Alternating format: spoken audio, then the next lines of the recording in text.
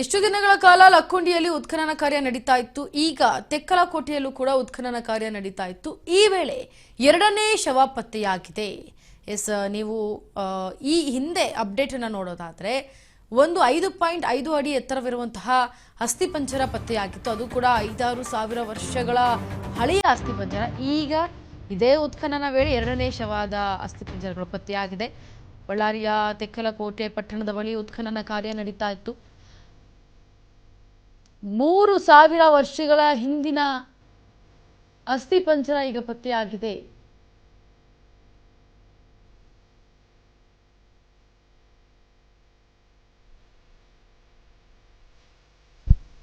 ಬಳ್ಳಾರಿಯ ತೆಕ್ಕಲಕೋಟೆ ಪಟ್ಟಣ ಬಳಿ ಉತ್ಖನನ ಕಾರ್ಯ ನಡೀತಾ ಇತ್ತು.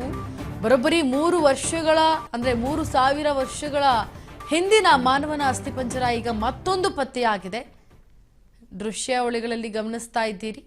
ಮಾನವನ ಅಸ್ಥಿಪಂಜರ ಗೌಡ್ರ ಮೂಲೆ ಬೆಟ್ಟದಲ್ಲಿ 3,000 ವರ್ಷಗಳ ಹಿಂದಿನ ಅಸ್ಥಿಪಂಜರ ಇವತ್ತು ಪತ್ತೆಯಾಗಿದೆ. ಸುಮಾರು 3,000 ರಿಂದ 5,000 ವರ್ಷಗಳ ಹಿಂದಿನ ಅಸ್ಥಿಪಂಜರ ಇದು. ಇನ್ನು ಈಗ ಆಲ್ರೆಡಿ ಒಂದು ವಾರದಿಂದ ಉತ್ಖನನ ಕಾರ್ಯ ನಡೀತಾನೇ ಇದೆ. ಇಲ್ಲಿ ತೆಕ್ಕನಹಳ್ಳಿಯಲ್ಲಿ ತೆಕ್ಕಲಕೋಟೆಯಲ್ಲಿ ನಡೀತಾನೇ ಇದೆ ಒಂದು ವಾರದಿಂದನೂ. ಮಾನವನ ಮೂಳೆಗಳು ಇದೀಗ ಪತ್ತೆಯಾಗಿದೆ. ಆಳವಾಗಿ ಅಗೆದಷ್ಟು ಕಣ್ಣಿಗೆ ಬೀಳ್ತಾ ಇದೆ ಈ ಮಾನವನ ಮೂಳೆಗಳು. ಒಂದು ಸಿಕ್ಕಿತ್ತು 5.5 ಅಡಿ ಎತ್ತರವಿರುವಂತಹ ಒಂದು ಅಸ್ಥಿಪಂಜರ, ಮಾನವನ ಅಸ್ಥಿಪಂಜರ. ಈಗ ಮತ್ತೊಂದು ಕೂಡ ಲಭ್ಯವಾಗಿದೆ.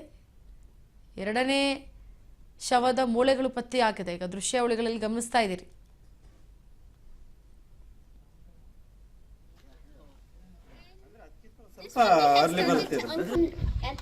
This formation white ಸಂಸ್ಕಾರ ಅಂದ್ರೆ ಅದೇ ರೀತಿ ಮಾಡಿದ್ದಾರೆ.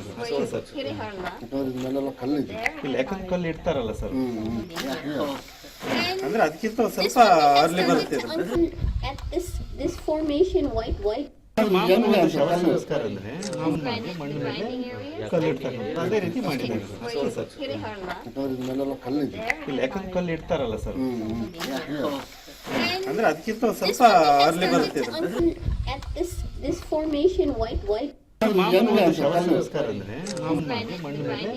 ಕಲ್ಲು ಇಡ್ತಾರೆ, ಅದೇ ರೀತಿ ಮಾಡಿ 3,000 ರಿಂದ 5 ವರ್ಷ ಓಲ್ಡ್ ಇದಿರ್ಬೋದು ಅಂತ ಅಂದ್ಕೊಂಡಿದ್ವಿ. ಇದು ನಮಗೆ ನೂತನ ಶಿಲೆ ಕಾಲಕ್ಕೆ ಸಂಬಂಧಪಟ್ಟಿರ್ತಕ್ಕಂಥದ್ದು.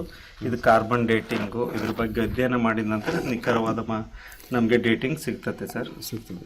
ಇವತ್ತರ ಎಕ್ಸ್ಕರ್ಷನ್ ಆಗ್ತಿತ್ತಲ್ಲ, ಈ ಸ್ಥಳ ಪರಿಶೀಲನೆ ಮಾಡೋಣ ಅಂತ ನಾವು ಇದ್ರ ಬಗ್ಗೆ ಮತ್ತಷ್ಟು ಅಪ್ಡೇಟ್ಸ್ ಕೊಡೋದಕ್ಕೆ ನಮ್ಮ ಜೊತೆ ಲೈವ್ನಲ್ಲಿ ಜಾಯಿನ್ ಆಗ್ತಾ ಇದ್ದಾರೆ ನಮ್ಮ ಪ್ರತಿನಿಧಿ ನಾಗರಾಜು.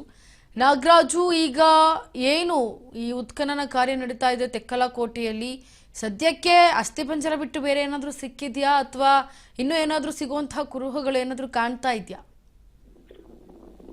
ಏನು ಈ ಒಂದು ತೆಕ್ಕಲಕೋಟೆಯಲ್ಲಿ ಉತ್ಖನನದ ವೇಳೆ ಇದೀಗ ಒಂದು ಹೊಸ ಅಪ್ಡೇಟ್ ಅಂತಂದ್ರೆ ಈ ಒಂದು ಎರಡನೇ ಶವ ಕೂಡ ಈಗ ಪತ್ತೆ ಆಗಿರ್ತಕ್ಕಂಥದ್ದು. ಏನು ಕಳೆದ ಒಂದು 3-4-5 ದಿನದಿಂದ ಅಲ್ಲಿ ಏನು ಒಂದು ಉತ್ಖನನ ನಡೀತಾ ಇದೆ. ಈ ಒಂದು ಸಂದರ್ಭದಲ್ಲಿ ನಿನ್ನೆ ದಿನ ಒಂದು ಶವದ ಒಂದು ಸ್ಕೆಲಿಟನ್ ಪತ್ತೆ ಆಗಿತ್ತು. ಇವತ್ತು ಕೂಡ ಮತ್ತೊಂದು ಎರಡನೇ ಶವದ ಸ್ಕೆಲಿಟನ್ ಪತ್ತೆ ಆಗಿರ್ತಕ್ಕಂಥದ್ದು. ಇದು ಸುಮಾರು 3,000 ರಿಂದ 5,000 ವರ್ಷ ಹಳೆಯದಾದ ಒಂದು ಮಾನವನ ಪಡುವಿಕೆಗಳು ಅಂತ ಹೇಳ್ಬಿಟ್ಟು ಈಗ ಅಲ್ಲಿ ಹೇಳಲಾಗ್ತಾ ಇದೆ. ಇದು ನವಯುಗ ಕಾಲದ ನವಶಿಲಾಯುಗದ ಸೂಕ್ಷ್ಮ ಅವಶೇಷಗಳು ಈಗ ಪತ್ತೆ ಆಗಿದೆ.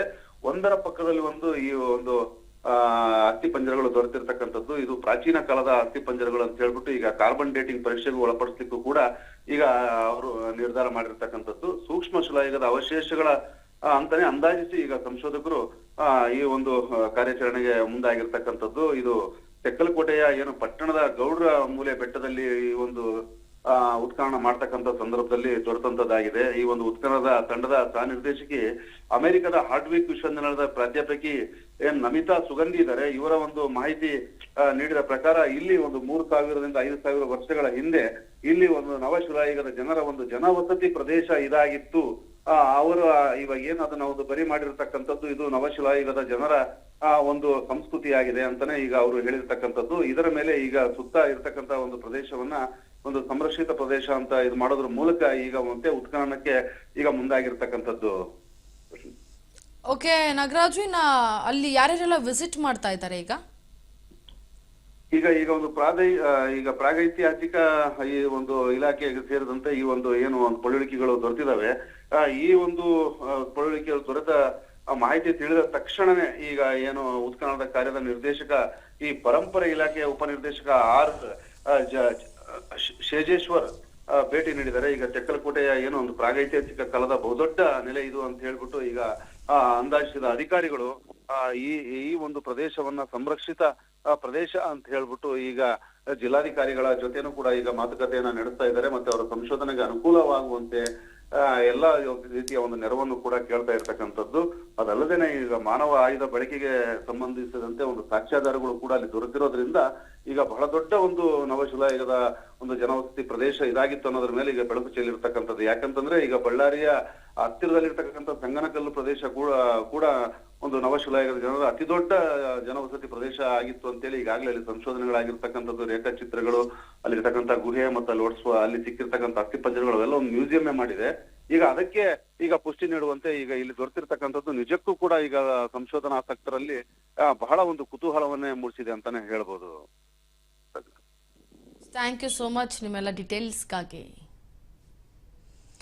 ನೋಡಿ, ಒಂದು ಶವದ ಅಸ್ಥಿಪಂಜರ ಈಗ ಆಲ್ರೆಡಿ ಸಿಕ್ಕಿತ್ತು, ಈಗ ಮತ್ತೊಂದು ಶವದ ಅಸ್ಥಿಪಂಜರ ಸಿಕ್ಕದೆ. ಕಾದು ನೋಡಬೇಕಾಗತ್ತೆ ಇನ್ನೂ ಅಗೆದಷ್ಟು ಏನೇನೆಲ್ಲ ಸಿಗುತ್ತೆ ಅಂತ.